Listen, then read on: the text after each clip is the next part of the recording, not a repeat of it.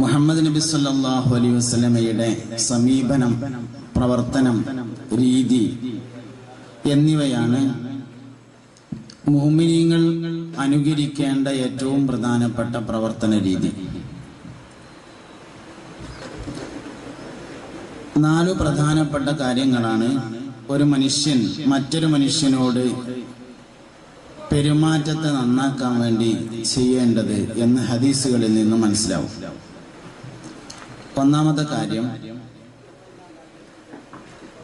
നല്ല പേര് കൊണ്ട് മറ്റുള്ളവരെ അഭിസംബോധനം ചെയ്യുക എന്നതും, രണ്ടാമത്തേത് സലാം പറയലിനെ വ്യാപിപ്പിക്കുക എന്നതും, മൂന്നാമത്തേത് മുസാഫഹത്ത് ചെയ്യുക എന്നതും, നാലാമത്തേത് നല്ല വേഷവിധാനം സ്വീകരിക്കുക എന്നതുമാണ്. മുഅ്മിനീങ്ങൾ പരസ്പരമുള്ള സാഹോദര്യ ബന്ധം നിലനിൽക്കാൻ സലാം പറയുക എന്ന രീതി സ്വീകരിക്കണം.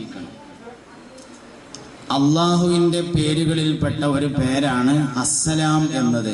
അതുകൊണ്ട് അള്ളാഹുവിന്റെ പേരിനെ നിങ്ങൾ വ്യാപകമാക്കുക എന്ന് ഹദീസിൽ വന്നിട്ടുണ്ട്. സലാം പറയുന്ന ആളുകൾക്ക് ഒരുപാട് പുണ്യങ്ങളാണ് പുണ്യ നബി സല്ലല്ലാഹു അലൈഹി വസല്ലം പഠിപ്പിച്ചിട്ടുള്ളത്. സഹാബത്തെ, നിങ്ങൾക്ക് ഞാൻ ഒരു കാര്യം പറഞ്ഞു തരട്ടെയോ? ആ കാര്യം നിങ്ങൾ ചെയ്താൽ നിങ്ങൾ പരസ്പരം സ്നേഹമുള്ളവരായി തീരും. ബലാ യാ റസൂലല്ലാഹ്, അള്ളാഹുവിന്റെ റസൂലെ, അതെ, ഞങ്ങൾക്ക് ആ കാര്യം പറഞ്ഞു തരൂ എന്ന് പറഞ്ഞപ്പോൾ നബി തങ്ങൾ പറഞ്ഞു, അഫ്ഷുസ്സലാമ ബൈനക്കും, നിങ്ങൾക്കിടയിൽ നിങ്ങൾ സലാമിനെ വ്യാപകമാക്കണം എന്ന് പറഞ്ഞു. അറിയുന്നവരോടും അറിയാത്തവരോടും സലാം പറയുക എന്ന ഒരു രീതി മുഅ്മിനീങ്ങൾ സ്വീകരിക്കേണ്ടതാണ്. രണ്ടാളുകൾ പരസ്പരം പിണങ്ങിയാൽ അവർ നന്നാവാനുള്ള ഏറ്റവും എളുപ്പ വഴിയാണ് സലാം പറയുക എന്നത്. വലിയവർ ചെറിയവർ, ചെറിയവർ വലിയവരോട്, യാത്രക്കാരൻ വാഹനത്തിൽ യാത്ര ചെയ്യുന്നവൻ നടന്നു പോകുന്ന ആളോട്, നടന്നു പോകുന്ന ആൾ ഇരിക്കുന്ന ആളോട് അങ്ങനെയാണ് സലാം പറയേണ്ടത്. ഒരാൾ അങ്ങാടിയിൽ നിന്ന് വീട്ടിലേക്ക് പോരുമ്പോ ഇബ്ലീസ് ലഅനത്തുല്ലാഹി അലൈഹി അവനെ അനുഗമിക്കും എന്നുണ്ട്. അവനും അവന്റെ സന്താനങ്ങളും ഒപ്പം ചേർന്ന് വലിയ ശൈത്താൻ മക്കളോട് പറയുന്നതാണ്, കുട്ടികളെ എബന്റെ ഒപ്പം പോയി നോക്കുക, നമുക്ക് താമസിക്കാൻ സ്ഥലവും ഭക്ഷണം കിട്ടാൻ സാധ്യതയുണ്ട്. അങ്ങനെ അവൻ വീട്ടിലേക്ക് വന്ന് ബിസ്മി ചൊല്ലി സലാം പറഞ്ഞ് അകത്തേക്ക് കയറുമ്പോ ഇബ്ലീസ് തന്റെ മക്കളോട് പറയും, മക്കളെ, താമസിക്കാൻ ഈ പെര പറ്റൂല കേട്ടോ.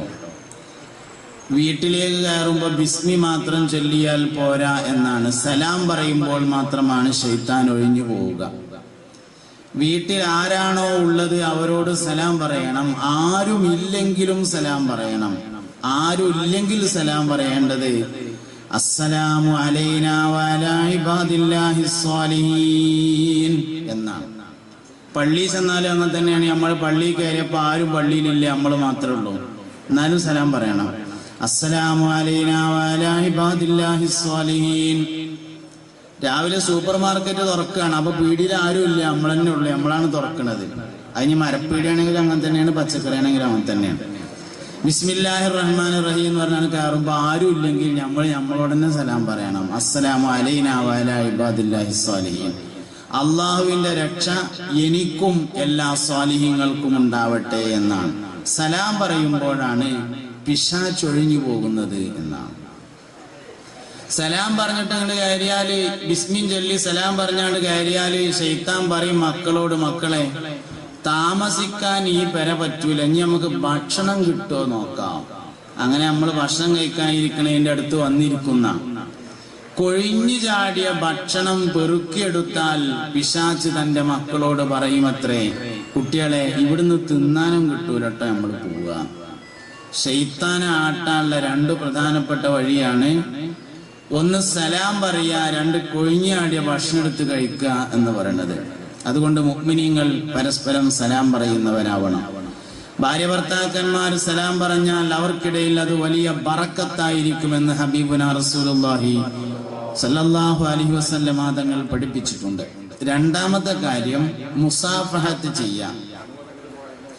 സലാം പറയുന്ന ആളും മടക്കുന്ന ആളും സലാം പറയലും മടക്കലും അവസാനിക്കുന്നത് വരെ രണ്ട് മുൻകൈകൾ ചേർത്ത് വെക്കുന്നതിനാണ് മുസാഫഹത്ത് എന്ന് പറയാം. മുസാഫഹത്ത് ദീർഘിപ്പിക്കേണ്ട സമയം ആർക്കാണോ കൈ കൊടുത്തത് അയാള് കൈ വിട്ടു പോകുന്നത് വരെയാണ്. ഏറ്റവും ചുരുങ്ങിയ മുസാഫഹത്ത് രണ്ടാളും സലാം പറഞ്ഞ് മടക്കുന്നത് വരേക്കെങ്കിലും രണ്ടാളുടെയും കൈ ഇങ്ങനെ ഉണ്ടാകുക. മുസാഫഹത്ത് ചെയ്യുന്നതിന്റെ വലിയൊരു അദബാണ് മുസാഫഹത്ത് ചെയ്യുമ്പോൾ മുഖത്തേക്ക് നോക്കണം എന്നത്. മുസാഫഹത്ത് ചെയ്യുന്ന സമയത്ത് മോത്ത് നോക്കണം, അങ്ങോട്ട് ഇങ്ങനെ കൈ കൊടുക്കാൻ പാടില്ല എന്ന്. മുസാഫഹത്ത് ചെയ്യുമ്പോൾ മോത്ത് നോക്കൽ പ്രധാനപ്പെട്ട അദബാണ്. എല്ലാ അദബും മര്യാദയൊക്കെ പാലിച്ച് ഒരു മനുഷ്യൻ ജീവിച്ചാൽ എല്ലാവരും അങ്ങനെ അംഗീകരിക്കും, അപ്പൊ അള്ളാഹുവും അംഗീകരിക്കും. ജനങ്ങൾക്കിടയിലുള്ള ഒരു മനുഷ്യന്റെ അംഗീകാരം ആ അള്ളാഹുവിന്റെ അടുക്കൽ അവന്റെ അംഗീകാരം ഉണ്ട് എന്നുള്ളതിന്റെ തെളിവാണ് എന്നാണ്. ഒരു മനുഷ്യൻ മരിച്ചതിന് ശേഷം ആൾക്കാരൊക്കെ നല്ലൊരു മനുഷ്യനായിരുന്നു കേട്ടോ എന്ന് പറഞ്ഞാൽ അവനെ കുറിച്ച് അള്ളാഹുവിന്റെ തീരുമാനം അതാണ് എന്ന് മനസ്സിലാക്കാനാ. ഒരാൾ മരിച്ചതിന് ശേഷം നാട്ടുകാരൊക്കെ പറഞ്ഞത് ഇനിയിപ്പോ ഒന്നും ഉണ്ടണ്ട, മരിച്ചു പോയില്ലേ എന്നാണ് പറയണതെങ്കിൽ അവനെ കുറിച്ച് അള്ളാഹുവിന്റെയും തീരുമാനം അതാണ് എന്നാണ്. ഒരു മനുഷ്യന് ദുന്യാവെന്ന് നേടാനുള്ളത് 5 സർട്ടിഫിക്കറ്റ് ആണ്. 1 ഉമ്മാന്റെ സർട്ടിഫിക്കറ്റ്, 2 ഭാര്യന്റെ അല്ലെങ്കിൽ ഭർത്താവിന്റെ സർട്ടിഫിക്കറ്റ്, 3 അയൽവാസിയുടെ സർട്ടിഫിക്കറ്റ്, 4 ഉസ്താദിന്റെ സർട്ടിഫിക്കറ്റ്, 5 ജനങ്ങളുടെ സർട്ടിഫിക്കറ്റ്. ജനങ്ങളുടെ സർട്ടിഫിക്കറ്റ് എന്ന് പറഞ്ഞാൽ മുഅ്മിനീങ്ങളായ ആളുകൾ ഒരു മനുഷ്യനെ കുറിച്ച് എന്താണോ പറയുന്നത് അവനെ കുറിച്ചുള്ള അള്ളാഹുവിന്റെ തീരുമാനം അതാണ്. അന ഇൻദ ദന്നി അബ്ദി ബി, എന്റെ അടിമ എന്നെ കുറിച്ച് എന്ത് വിശ്വസിക്കുന്നുവോ ഞാൻ അങ്ങനെയായിരിക്കുമെന്ന് ഹബീബുനാ റസൂലുള്ളാഹി സല്ലല്ലാഹു അലൈഹി വസല്ലം ഒരു ഖുദ്സിയായ ഹദീസിൽ പഠിപ്പിച്ചിട്ടുണ്ട്. അതുകൊണ്ട് ജനങ്ങൾ നമ്മളെ കുറിച്ച് നല്ലത് വിചാരിക്കുക എന്നുള്ളത് പ്രധാനപ്പെട്ട കാര്യം തന്നെയാണ്. മുസാഫഹത്ത് ചെയ്യുക എന്നത് വളരെ പ്രധാനപ്പെട്ട ഒരു സുന്നത്താണ്. മുആനഖത്ത് കൂട്ടിപ്പിടിക്കുക എന്നത് മക്കളെയും യാത്ര കഴിഞ്ഞ് മുന്നിട്ട് വരുന്നവരെയും മാത്രമാണ് സുന്നത്തുള്ളത്. ഇമാം നവവി റളിയല്ലാഹു അൻഹു യാത്ര കഴിഞ്ഞ് മുന്നിട്ട് വരുന്ന ആളുകളെയും മക്കളെയും കൂട്ടിപ്പിടിക്കാം, അല്ലാത്തവരെ യാത്ര കഴിഞ്ഞ് വന്നതൊന്നല്ല മക്കളും അല്ല അല്ലാത്തവരെ വെറുതെ ഒരാവശ്യമില്ലാതെ കൂട്ടിപ്പിടിക്കൽ കറാഹത്താണ് എന്ന് പറഞ്ഞിട്ടുണ്ട്. പിന്നെ യാത്ര കഴിഞ്ഞ് വരുന്നവനെയും മക്കളെയും പോലെയാകുന്ന ചില സന്ദർഭങ്ങളുണ്ട്. ഒരാൾ വലിയ വിഷമം അനുഭവിക്കുന്ന ഒരാളാണെങ്കിൽ അവനൊന്ന് ആശ്വസിപ്പിക്കാൻ വേണ്ടി കൂട്ടിപ്പിടിക്കാം. തത്തുല്യമായ സന്ദർഭങ്ങളിൽ അല്ലാതെ മറ്റൊരു സമയത്തും കൂട്ടിപ്പിടിക്കാൻ പാടില്ലെന്നാണ്. ചുംബിക്കുന്നതിനും ചില നിബന്ധനകളുണ്ട്. മക്കളെ മാതാപിതാക്കൾ ചുംബിക്കേണ്ടത്, അതായത് ചെറിയ കുട്ടികളെ മാതാപിതാക്കൾ ചുംബിക്കേണ്ടത് കവിളിലാണ്. ചെറിയ കുട്ടികൾ മാതാപിതാക്കളെ തിരിച്ചും ചുംബിക്കേണ്ടത് കവിളിലാണ്. എന്നാൽ മുതിർന്ന കുട്ടികളെ ചുംബിക്കേണ്ടത് മൂർധാവിലാണ്. സഹോദരങ്ങൾ പരസ്പരം ചുംബിക്കേണ്ടത് ചുമലിലാണ്. മുതിർന്ന ആണോ പെണ്ണോ ആയ വലിയ കുട്ടികളെ വാപ്പാര് ചുംബിക്കേണ്ടത് മൂർധാവിലാണ്, തലന്റെ മേലെയാണ്. ഇങ്ങനെ എല്ലാരും കവിളിലൊന്നല്ല ചുംബിക്കേണ്ടത്. ഭാര്യയും ഭർത്താവും പരസ്പരം ചുംബിക്കേണ്ടത് വായകൾ ചേർത്ത് വെച്ചുകൊണ്ടാണ്. ഇതൊന്നും ഞാൻ വെറുതെ പറയണല്ല. ബഹുമാനപ്പെട്ട താഴവസ്ഥാനിന്റെ പാട്ടിൽ ഈ പറഞ്ഞതൊക്കെ നെയ്മാതിരി പറഞ്ഞിട്ടുണ്ട്. ഒഴിവിട്ടുമ്പോ ഒന്ന് പാടി നോക്കിയാല് ഞാൻ പറഞ്ഞിട്ടില്ലെങ്കിലും ഈ വിഷയങ്ങൾക്ക് എല്ലാവർക്കും മനസ്സിലാവും. അതുകൊണ്ട് മനുഷ്യൻ അവന്റെ ജീവിതത്തിൽ ഒരുപാട് കാര്യങ്ങളെ ശ്രദ്ധിക്കേണ്ടതുണ്ട്. 1 സലാം പറയലിനെ വ്യാപകമാക്കുക, 2 മുസാഫഹത്ത് ചെയ്യുക. രണ്ടും പ്രധാനപ്പെട്ട കാര്യങ്ങളാണ്. മൂന്നാമത്തെ ഒരു കാര്യം അഹബ്ബുൽ അസ്മാ കൊണ്ട് അഭിസംബോധനം ചെയ്യുക. അത്തനാദി ബി അഹബ്ബിൽ അസ്മാ, നല്ല പേര് വിളിക്കുക. പുണ്യനബി സല്ലല്ലാഹു അലൈഹി വസല്ലം തങ്ങൾ പലപ്പോഴും സഹാബത്തിൽ നിന്ന് പലരെയും ഓമനപ്പേര് വിളിച്ചിരുന്നു എന്നാണ്. ഓമനപ്പേര്, നല്ല പേര് വിളിക്കുക എന്ന് പറഞ്ഞാല് കേൾക്കുന്നവന് ഏറ്റവും ഇഷ്ടമുള്ള പേരാണ്, പറയുന്നവന് ഏറ്റവും ഇഷ്ടമുള്ള പേരല്ല. ഞമ്മക്കിപ്പോ ഒരാളെ വിളിക്കാന് പല പേരേക്കാരെ ഇഷ്ടം, കേൾക്കുന്ന ആൾക്ക് ഏതാണോ ഇഷ്ടം ആ പേര് വിളിക്കുന്നതിനാണ് അഹബ്ബുൽ അസ്മാഇനെ വിളിക്കുക എന്ന് പറയുന്നത്. ബഹുമാനപ്പെട്ട സയ്യിദുനാ അബൂ ഹുറൈറ റളിയല്ലാഹു അൻഹുവിന് ആ പേര് വിളിക്കലായിരുന്നു ഇഷ്ടം. സംഗതി പൂച്ചക്കുട്ടിയുടെ വാപ്പാന്നാണ് ആ പേരിന്റെ അർത്ഥം. മഹാനായ അബൂ ഹുറൈറ തങ്ങൾക്ക് ഒരു ചെറിയ പൂച്ചക്കുട്ടി ഉണ്ടായിരുന്നു. ആടിനെ നോക്കുന്ന ആളാണ് അബൂ ഹുറൈറ തങ്ങള്. രാവിലെ ആടിനെ നോക്കാൻ പോകുമ്പോ പൂച്ചക്കുട്ടിനേറ്റ് പോകും. അങ്ങനെ ഉച്ചക്ക് മൂപ്പർക്ക് കഴിക്കാൻ വേണ്ടി കൊണ്ടുപോയ ഭക്ഷണത്തിൽ നിന്ന് കുറച്ച് പൂച്ചക്കുട്ടിക്ക് കൊടുക്കും. വൈകുന്നേരം തിരിച്ചു വരുമ്പോ പെരേക്ക് കൊണ്ടുപോകാൻ സ്ഥലമില്ലാത്തതുകൊണ്ട് മുറ്റത്തൊരു മരം ഉണ്ട്, ആ മരത്തിന്റെ മേലെ വെക്കും. രാവിലെ വീണ്ടും പോകുമ്പോ പൂച്ചക്കുട്ടിനെ എടുത്തുകാണ്ട് പോകും. ആടിനെ നോക്കും, മൂപ്പർക്കുള്ള ഭക്ഷണത്തിന് കൊടുക്കും. വൈകുന്നേരം വരുമ്പോ മരപ്പുറത്ത് വെക്കും. ഇതൊരിക്കൽ നബിതങ്ങൾ കണ്ടപ്പോ അന്ത അബൂ ഹുറൈറ ഈ പൂച്ചക്കുട്ടിയുടെ വാപ്പയാണോ എന്ന് ചോദിച്ചു. അന്ന് മുതൽ മഹാനവർകൾ പറഞ്ഞു, നിന്നെ എല്ലാരും ആ പേര് വിളിക്കലാണ് എനിക്കിഷ്ടം എന്ന് പറഞ്ഞു. ഓമനപ്പേര് വളരെ പ്രധാനമാണ്. ടൈറ്റ് പേരല്ല കേട്ടോ, ടൈറ്റ് പേര് ഓന് ഇഷ്ടമില്ലാത്തതാണ്. ഓമനപ്പേര് ആർക്കായാലും വിളിക്കൽ ഇഷ്ടമുള്ളതാണ്. എല്ലാ സ്ഥലത്തും ഓമനപ്പേര് വിളിക്കൽ ഇഷ്ടമുണ്ടാവില്ല. പുണ്യനബി സല്ലല്ലാഹു അലൈഹി വസല്ലം സഹാബത്തിന്റെ ഓമനപ്പേര് വിളിക്കാറുണ്ടായിരുന്നു എന്ന് പറഞ്ഞുകൊടുത്ത് അഹ്യാനൻ എന്ന് പറഞ്ഞിട്ടുണ്ട്. ഇടക്കൊക്കെ, ചിലപ്പൊക്കെ, അതിന് പറ്റിയ സമയത്തൊക്കെ ഓമനപ്പേര് വിളിക്കലുണ്ടായിരുന്നു പുണ്യനബി സല്ലല്ലാഹു അലൈഹി വസല്ലം സഹാബത്തിന്റെ. അത്തനാദി ബി അഹബ്ബിൽ അസ്മാ. അപ്പൊ കേൾക്കാൻ ഇഷ്ടമുള്ളത്, ഇന്ന ഏത് പേര് വിളിക്കലാണോ എനിക്കിഷ്ടം അത് വിളിക്കലാണ് വേണ്ടത്. അങ്ങനെ ഓരോരുത്തർക്കും ഏത് പേര് വിളിക്കലാണോ അവരവർക്ക് ഇഷ്ടമെങ്കിൽ അത് വിളിക്കലാണ് ഹബീബുനാ റസൂലുള്ളാഹി സ്വല്ലല്ലാഹു അലൈഹി വസല്ലം തങ്ങൾ പതിവാക്കിയിരുന്നത് എന്ന് കാണാം. നാലാമത്തെ കാര്യം ഹുസ്നുസ് സുംത് എന്ന് പറയുന്ന നല്ല വേഷം സ്വീകരിക്കുക എന്നുള്ളതാണ്. ഏതൊരു മനുഷ്യനും അവനോട് യോജിച്ച വേഷം എടുക്കാൻ പറ്റുള്ളൂ. അപ്പൊ ഞാനൊരു ബർമുട കെട്ടാണ് ഇവിടെ വന്നാൽ ഔറത്തൊക്കെ മറിയെന്ന് പറഞ്ഞിട്ട് കാര്യമില്ല. ആൾക്കാരുടെ ഒക്കെ കൊണ്ടുപോകാൻ പിന്നെ എന്നെ പറ്റൂല എന്ന് മനസ്സിലായി. സംഗതി ഔറത്ത് മറിയാത്തോണ്ടോ നിസ്കരിച്ചാല് നിസ്കാരം ശരിയാവാത്തോണ്ടല്ല, അത് എന്നോട് യോജിക്കുന്ന വേഷമല്ല. ഓരോ മനുഷ്യനോടും യോജിക്കുന്ന വേഷങ്ങളുണ്ട്. ആ വേഷമാണ് അവരവർ സ്വീകരിക്കേണ്ടത്. ഓരോ കാലഘട്ടത്തോടും യോജിക്കുന്ന വേഷങ്ങളുണ്ട്, ആ വേഷം സ്വീകരിക്കണം. ഓരോ നാട്ടിൽ ചെന്നാലും അവിടേക്ക് യോജിക്കുന്ന വേഷങ്ങളുണ്ട്, ആ വേഷമാണ് സ്വീകരിക്കേണ്ടത്. പുണ്യനബി സല്ലല്ലാഹു അലൈഹി വസല്ലം തങ്ങൾ ജനങ്ങൾക്കിടയിലേക്ക് വരുന്ന സമയത്ത് നന്നായി ഒരുങ്ങാറുണ്ടായിരുന്നു എന്ന ഹദീസിലുണ്ട്. കുളിച്ച് എണ്ണ തേച്ച് മുടി ചീകിയതിനു ശേഷം നല്ല വസ്ത്രം ധരിച്ച് തൊപ്പിയും ധരിച്ച് തലപ്പാവ് ധരിച്ചാണ് ഹബീബുനാ റസൂലുള്ളാഹി സ്വല്ലല്ലാഹു അലൈഹി വസല്ലം ആളുകൾക്കിടയിലേക്ക് വരാറുണ്ടായിരുന്നത്. വെള്ള വസ്ത്രത്തെ നബി തങ്ങൾ പ്രോത്സാഹിപ്പിച്ചിട്ടുണ്ട്. ഇൽബസൂ മിൻ സിയാബികുമുൽ ബയാദ വകഫിനൂ ഫിഹാ മൗതാകും. നിങ്ങളുടെ വസ്ത്രങ്ങളിൽ നിന്ന് നിങ്ങൾ വെള്ള വസ്ത്രം ധരിക്കുകയും നിങ്ങളിൽ നിന്ന് മരണപ്പെട്ടവരെ അതിൽ കഫൻ ചെയ്യുകയും ചെയ്യണേ എന്ന് പുണ്യനബി സല്ലല്ലാഹു അലൈഹി വസല്ലം. നിങ്ങളുടെ വസ്ത്രങ്ങളിൽ നിന്ന് വെള്ള വസ്ത്രം ധരിക്കുക എന്ന് പറയുമ്പോ നിന്ന് എന്ന് പറഞ്ഞാൽ കൊട്ടയില് വേറെ ഉണ്ടാവും എന്ന് മനസ്സിലാവണ്ടേ. വസ്ത്രങ്ങളിൽ നിന്ന് വെള്ള വസ്ത്രം ധരിക്കുക, അപ്പൊ കൊട്ടയില് വേറെ ഉണ്ടാവാം. അപ്പൊ കളർ വസ്ത്രം ഉണ്ടാകാം എപ്പോഴേലൊക്കെ ഇടാൻ വേണ്ടിയിട്ട് സ്ഥിരമായി ധരിക്കുന്നത് വെള്ളയായിരിക്കണം. ഒന്നോ രണ്ടോ കളർ വസ്ത്രം എപ്പോഴേലൊക്കെ ഇടാൻ വേണ്ടി ഉണ്ടാകുന്നതിന് കുഴപ്പമില്ല. പുണ്യനബിക്ക് ഇഷ്ടമുള്ളത് അങ്ങനെയായിരുന്നു സല്ലല്ലാഹു അലൈഹി വസല്ലം. വെള്ള വസ്ത്രത്തെയാണ് നബി തങ്ങൾ ഇഷ്ടപ്പെട്ടിരുന്നത്. അതുകൊണ്ട് സുന്നത്തുകളൊക്കെ അതുപോലെ പാലിക്കുക, നല്ല പെരുമാറ്റം നടത്തുക. ഒരു മനുഷ്യന്റെ ചിന്ത നന്നാവുമ്പോഴാണ് അവന്റെ പെരുമാറ്റം നന്നാവുക എന്നാ. പെരുമാറ്റം നന്നായിട്ട് ചിന്ത നന്നാവില്ല, ചിന്ത നന്നായിട്ട് പെരുമാറ്റം നന്നാകുകയേ ഉണ്ടാവുള്ളൂ. നാലാമത്തേത് അത്തബസ്സുമു, പുഞ്ചിരിക്കുക എന്നുള്ളതാണ്. ഒരു മനുഷ്യന്റെ ഏറ്റവും നല്ല സമീപനാണ് പുഞ്ചിരിക്കൽ. ചിരി ഒരുപാട് തരത്തിലുണ്ട് എന്നാണ്, ഒരുപാട് ഐറ്റം ചിരികളുണ്ട്. പൊട്ടിച്ചിരി എന്നുള്ളൊരു ചിരിയുണ്ട്. അണപ്പല്ല് കാണുന്ന തരത്തിലോ ശബ്ദം പുറത്തേക്ക് വരുന്ന തരത്തിലോ ചിരിക്കുന്നതിനാണ് പൊട്ടിച്ചിരി എന്ന് പറയാം. നബിതങ്ങൾക്ക് ഭയങ്കര വെറുപ്പുള്ള ചിരിയായിരുന്നു അത്. ഇന്നമാ കാന യതബസ്സമു, തീർച്ചയായും നബി സല്ലല്ലാഹു അലൈഹി വസല്ലം തങ്ങൾ പുഞ്ചിരിക്കുന്ന ആളായിരുന്നു.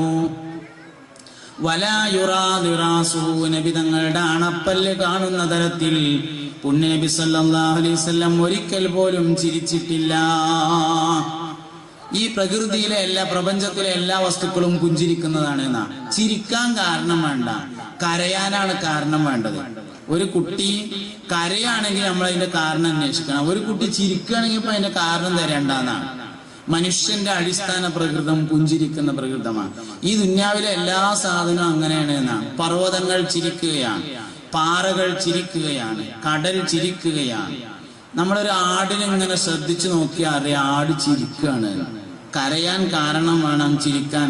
കുട്ടികളുടെ അടിസ്ഥാന പ്രകൃതം പുഞ്ചിരിക്കലാണ്.